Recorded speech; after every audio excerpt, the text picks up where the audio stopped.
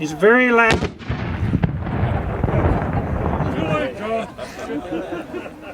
And to protect your ears.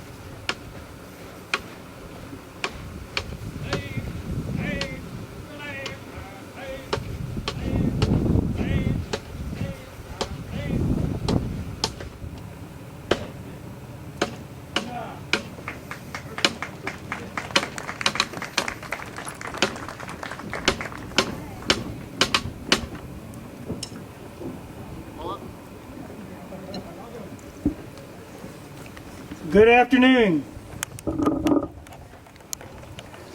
Good afternoon, and I'd like to welcome you to Fort Davis National Historic Site.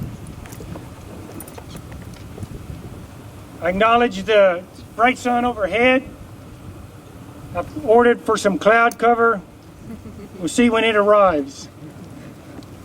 But you're welcome to take advantage of our benches along the barracks there. There's no problem. I just hope that you can hear me. Is that all right? All right, very good. My name is John Morlock, and I'm the superintendent of Fort Davis National Historic Site.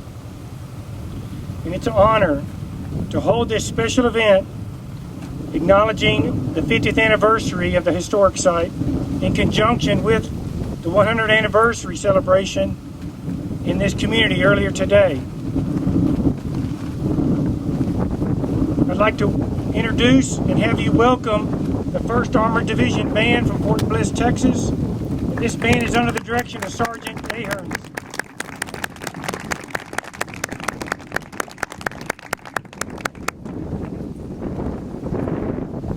I'd like you also to recognize the Fort Davis National Historic Site employees who've made preparations this week for this event for the past several weeks. You'll notice them all over the site in uniform, both in Living History and National Park Service uniform. And they've worked real hard. Doesn't this place look great? Thank you to the staff.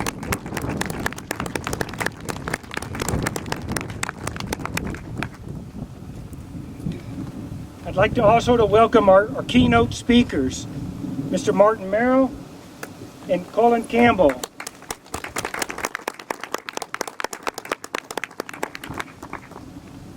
And finally, I'd like to welcome all the special guests, which is all of you Your presence here today qualifies you as a special guest, and thank you all for coming.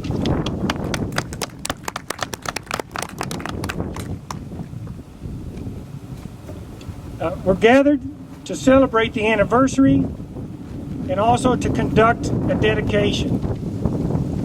Today we want to acknowledge achievement and hard work.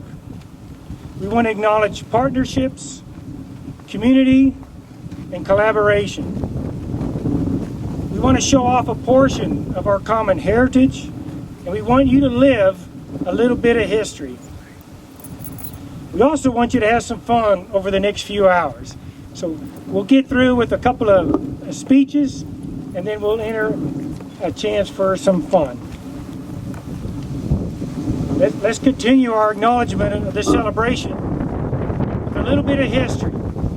History concerning the past 50 years.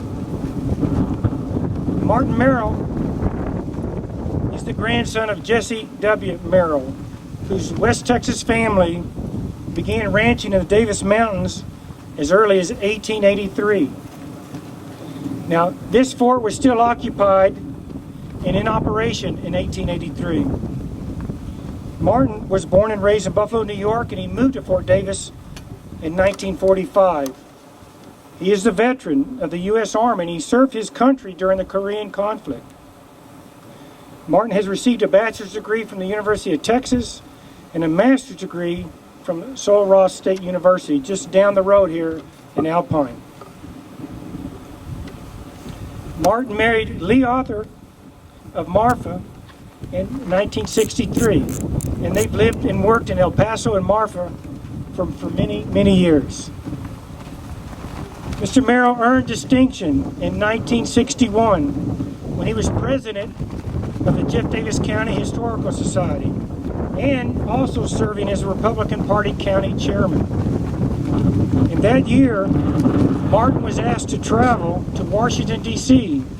and testify in favor of the legislation to establish Fort Davis National Historic Site.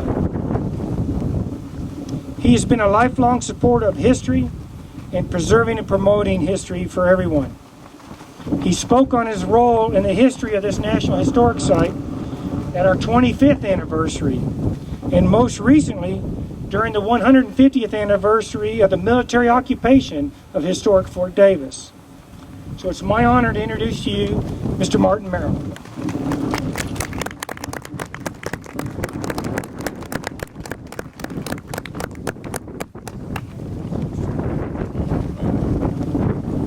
Mr. Campbell, Mr. Norlock, ladies and gentlemen. It's hard to believe it's been 7 years since we gathered to celebrate Fort Davis being 150 years old. And here we are, gathered to celebrate the Fort Davis National Historic Site's 50th birthday. It was on September 8, 1961, that President Kennedy signed the legislation creating this site. The Fort Davis Historical Society began in 1953. My father was the first president, and later on, a couple of times, I was so honored. The most important objective of the society was stated as the restoration and preservation of the old Fort Davis Army Post. By 1960, Congressman J.T. Rutherford and Senator Ralph Yarborough had become interested in the creation of a historic site at Fort Davis.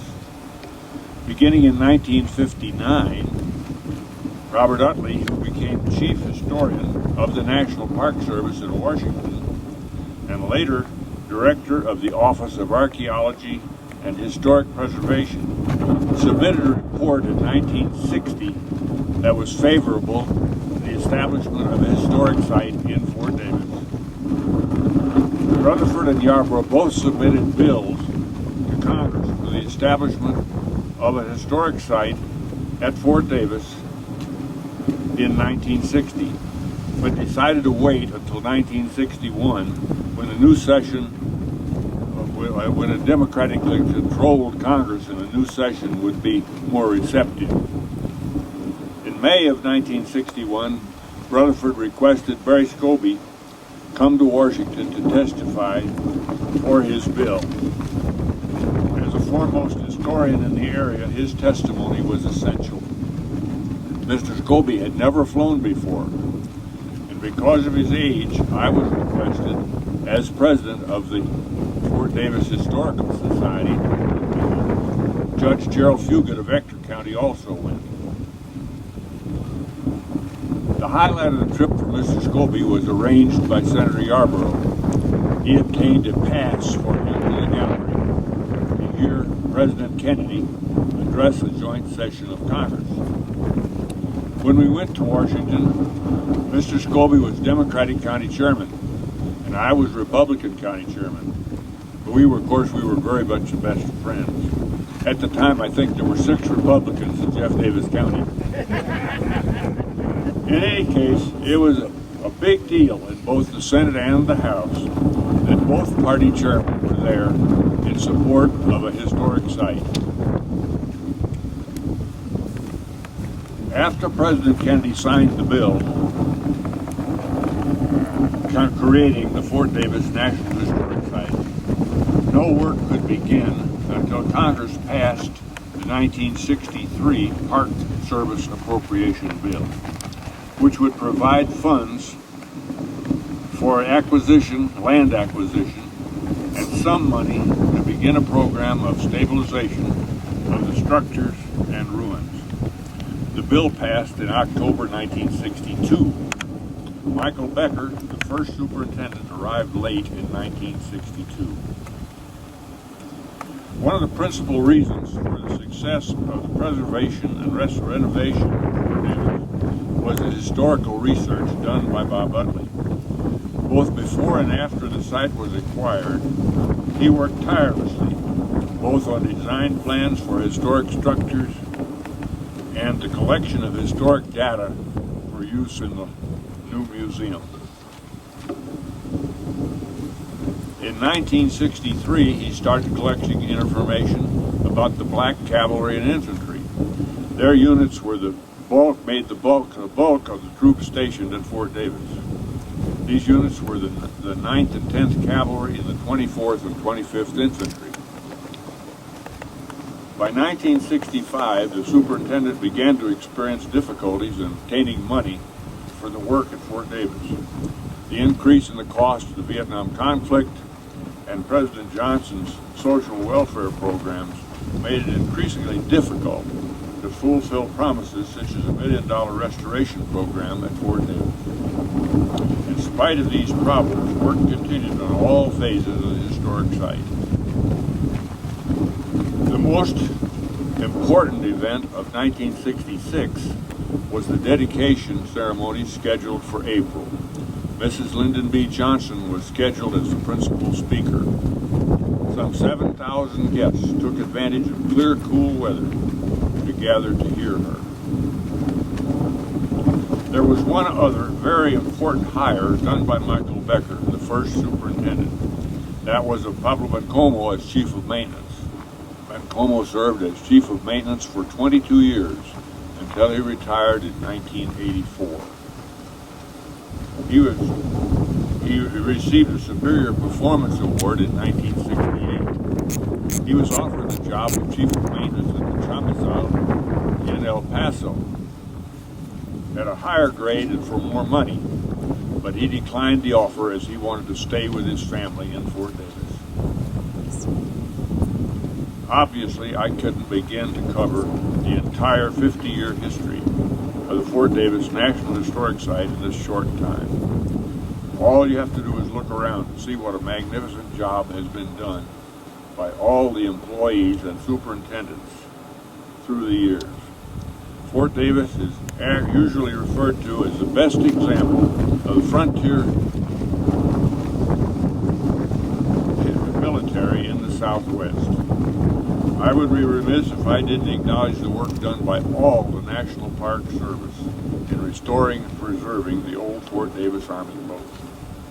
I also need to credit Dr. Michael Welch and his administrative history of the Fort Davis National Historic Site. As much of what I have delivered this afternoon is from his book. Thank you.